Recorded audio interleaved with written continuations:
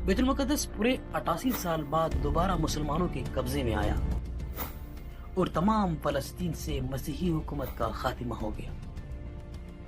नाज़रीन, बैतुल मुक़द्दस की फतह सलाहुद्दीन अय्यूबी का आज़िमुश्शान कारनामा था। उसने मस्जिद अक़सा में दाखिल होकर नूरुद्दीन ज़ंगी का तैयार करदा मनबर अपने हाथ से मस्जिद में रखा।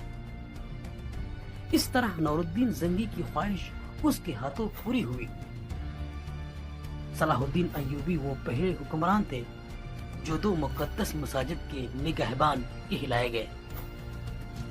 नाज़रीन, सलाहुद्दीन अय्यूबी ने बैतुल मुक़द्दस में दाखिल होकर वो मजालिम नहीं किए जो उस शहर पर कब्जे के वक्त मसीही अफवाज ने किए थे या आजकल यहूदी कर रहे हैं। नाज़रीन, सलाहुद्दीन अय्यूबी एक मिसाली फातिह की हैसियत से बैतुल मुक़द्दस में दाखिल हुआ।